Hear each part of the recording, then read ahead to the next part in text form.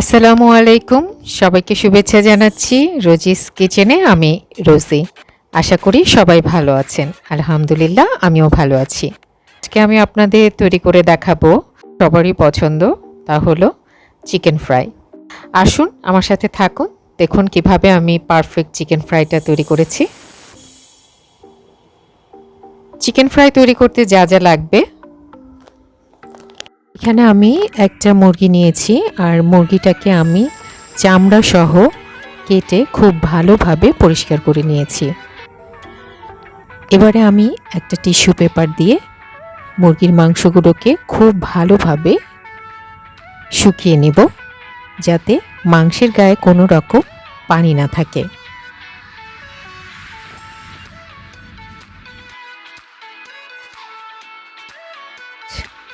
প্রথমে আমি 2 টেবিল চামচ ভিনেগার দিয়ে দেব, অ্যাপল সিডার ভিনেগার।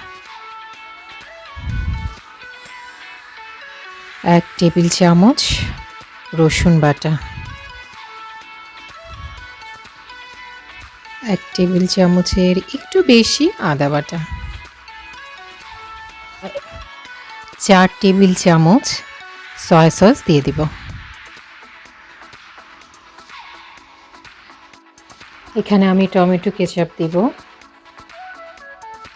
3 টেবিল চামচ টমেটো কেচাপ দিয়ে দেব।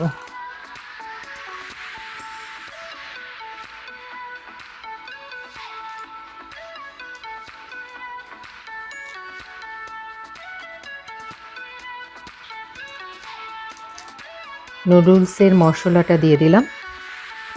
এবার আমি যেহেতু সয়া সস দিয়েছি, এর জন্য আমি লবণের পরিমাণটা একটু কম দেব।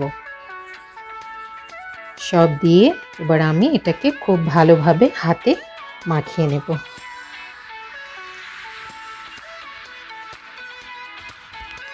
এবার আমি দিয়ে দিব গোলমরিচের গুঁড়ো।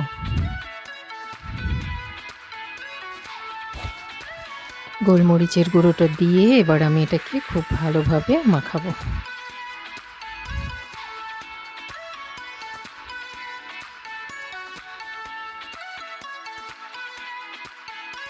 মাংসের টুকরোগুলোতে খুব ভালোভাবে মশলাগুলো মাখিয়ে এটা আমি একটা ঢাকনা দিয়ে ঢেকে ফ্রিজের মধ্যে, নর্মাল ফ্রিজে এটা আমি সারা রাত রেখে দিব ম্যারিনেটের জন্য। আমি এরকম কাপে 4 কাপ ময়দা নেব।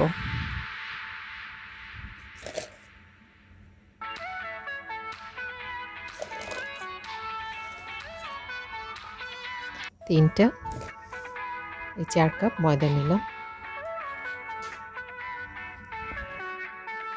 4 কাপ ময়দায় আমি হাফ কাপ কর্নফ্লাওয়ার দিব।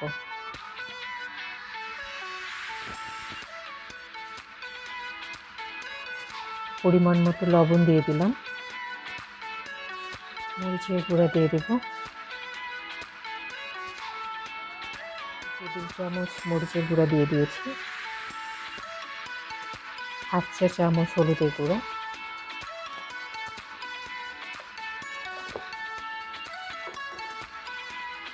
আদার গুঁড়ো দিয়ে দিব 1 টেবিল চামচ।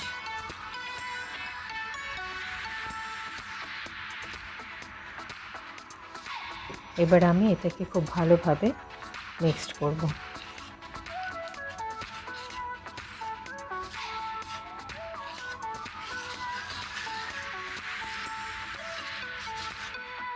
আমার ময়দাটা রেডি হয়ে গেছে। এখন আমি ময়দার মধ্যে প্রথমে একটা মাংস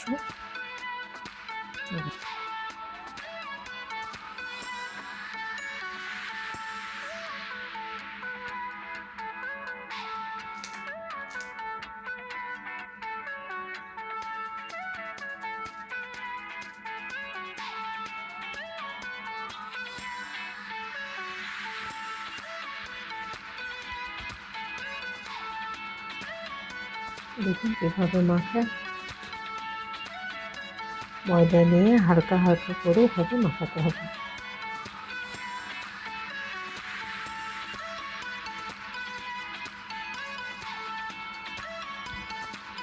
দুটোকে ধরে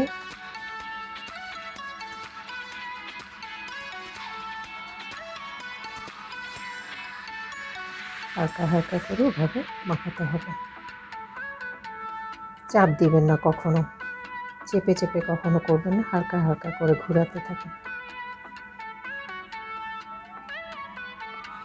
প্রথম ধাপ শেষ, দেখুন। এবার আমি আটাটাকে ঝাড়াতে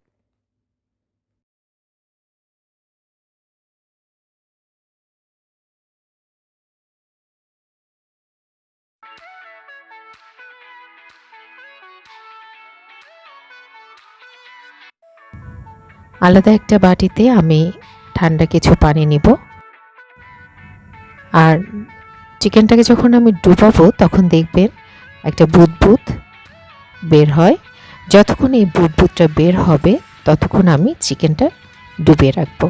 বুদবুদ বের হওয়া বন্ধ হয়ে গেলে আমি চিকেনটাকে তুলে আবার আমি এটাকে ময়দার মধ্যে কোটিং করব।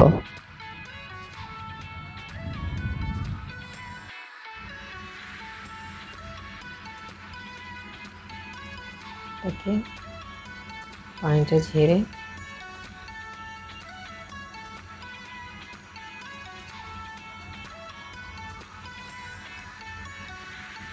আবার এটাকে হালকা করে ঘোরাতে থাকবো।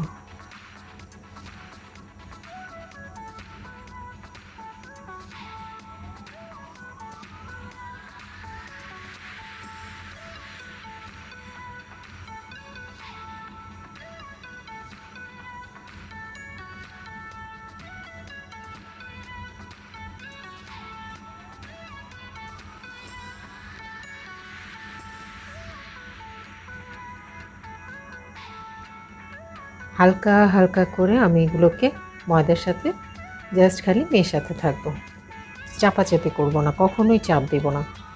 কোটিং করার সময় ময়দাটার সাথে মাংসটা কখনোই চেপে চেপে দেবেন না, হালকা হালকা করে, হালকা হালকা করলেই দেখবেন কত সুন্দর কোটিং হয়ে যাচ্ছে। ময়দাগুলোকে নিয়ে এভাবে মাংসের সাথে এভাবে মেশাবেন, ঘুরিয়ে ঘুরিয়ে।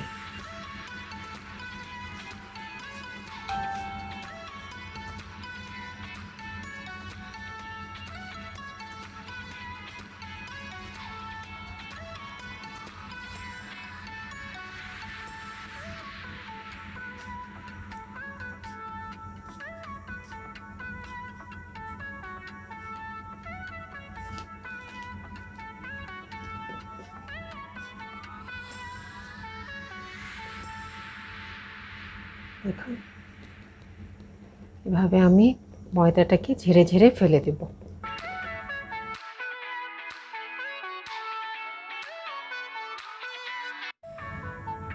কোটিং করা হলে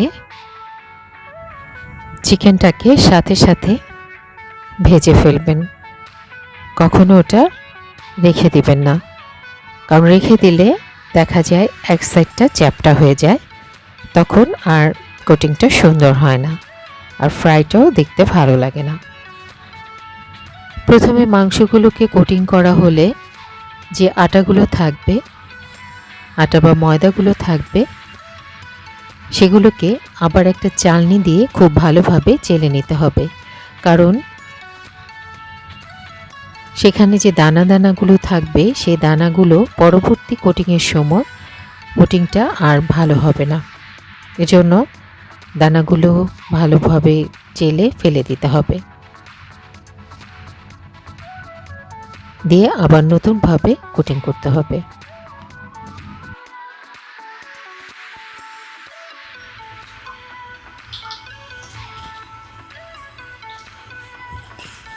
একটা আটা নিয়ে হয়ে গেছে, দেখেন সুন্দর। এখন চুলার তাপটাকে আমি একটু কমিয়ে দিব, দিয়ে আমি একটা করে চিকেন দেব। বিসমিল্লাহ। যেহেতু আমার কড়াইটা ছোট, এর জন্য আমি একটা চিকেনই দেব।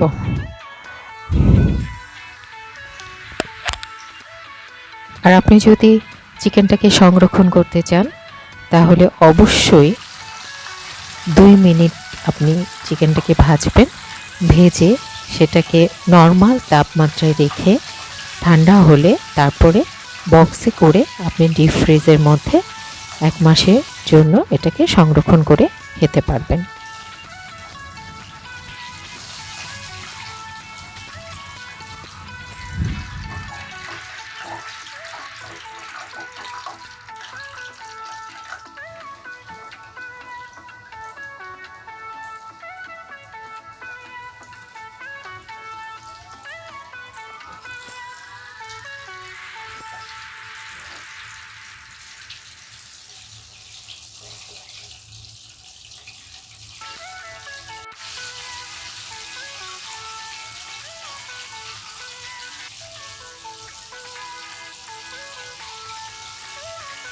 তেলটা যাতে ঝরে যায়। খুব সহজেই তৈরি হয়ে গেল আমার চিকেন ফ্রাই। আপনার বাসায় ট্রাই করে দেখবেন, আশা করি সবারই খুব ভালো লাগবে। আমার মেয়ের তো খুবই পছন্দ, আশা করি আপনাদের বাচ্চাদেরও খুব ভালো লাগবে।